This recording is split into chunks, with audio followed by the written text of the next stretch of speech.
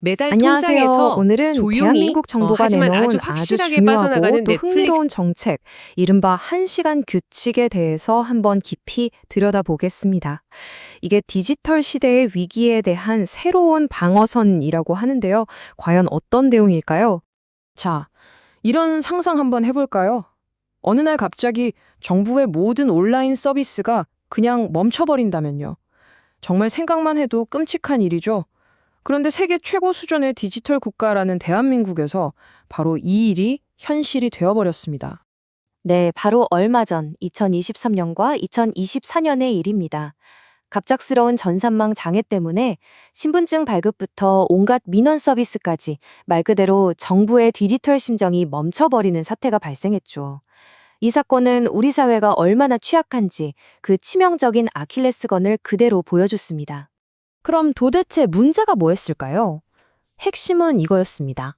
시스템마다 재난 복구 기준은 제각각이고 서로 유기적으로 연결되지도 않고 그냥 따로 놀고 있었던 거죠.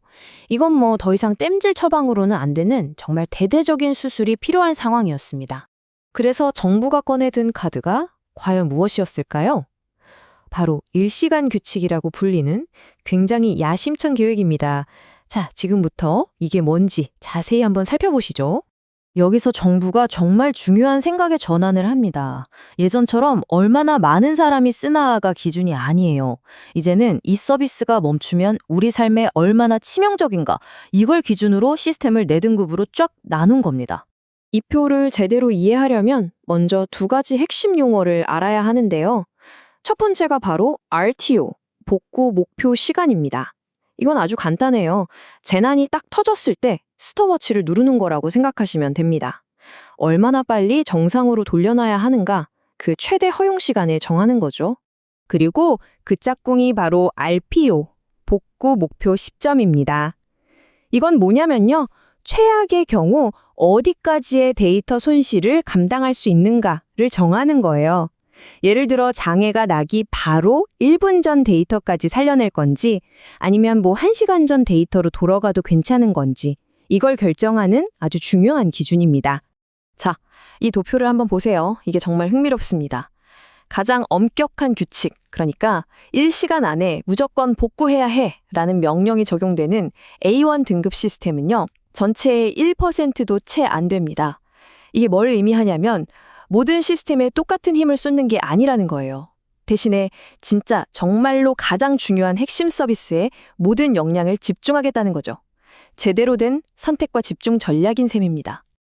아니, 근데 솔직히 1시간 안에 시스템을 복구한다는 게 이게 정말 가능한 이야기일까요? 자, 지금부터 그 비밀을 파헤치기 위해서 기술의 세계로 한번 들어가 보겠습니다. 그 비밀은 바로 여기에 있습니다. 생각의 틀을 완전히 바꾸는 거예요. 기존처럼 문제가 터진 다음에 사람이 막 달려들어서 고치는 복구 개념이 아닙니다.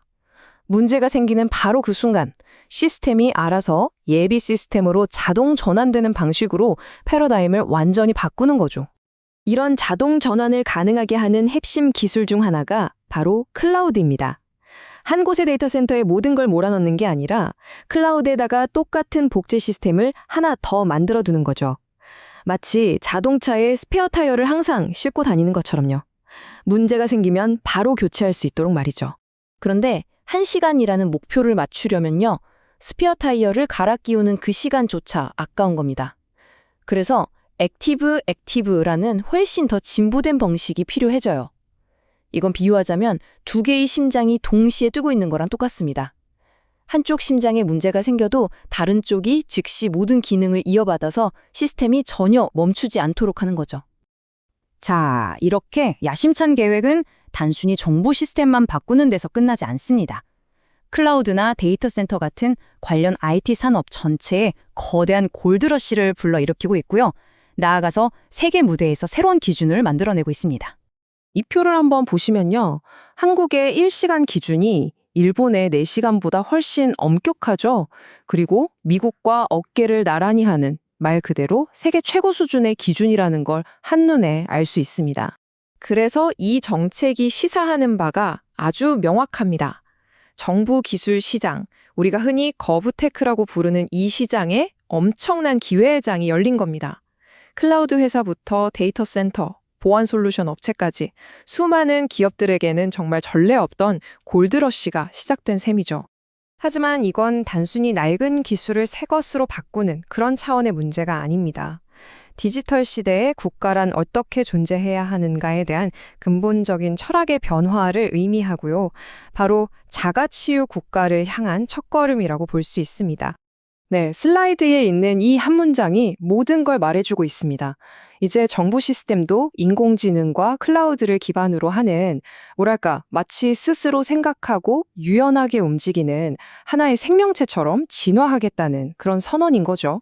그리고 이 계획이 그리는 궁극적인 그림은 바로 자가치유 인프라입니다. 문제가 터진 다음에 허둥지둥 고치는 게 아니라 AI가 마치 의사처럼 이상 징후를 미리 예측하고 이게 큰 문제로 번지기 전에 자원을 알아서 재배치해서 아예 사고 자체를 예방하는 단계로 나아가겠다는 겁니다. 자, 오늘 이야기는 우리 모두에게 이런 질문을 던집니다. 이제는 정말 하루도 없이는 살 수 없는 이 디지털 서비스들, 과연 1시간이라는 중단은 우리가 감수할 수 있는 시간일까요? 아니면 우리는 이제 정부에게 1초의 멈춤도 허용하지 않는 완벽한 무중단을 요구해야 하는 그런 시대에 살고 있는 걸까요? 여러분의 생각은 어떠신가요?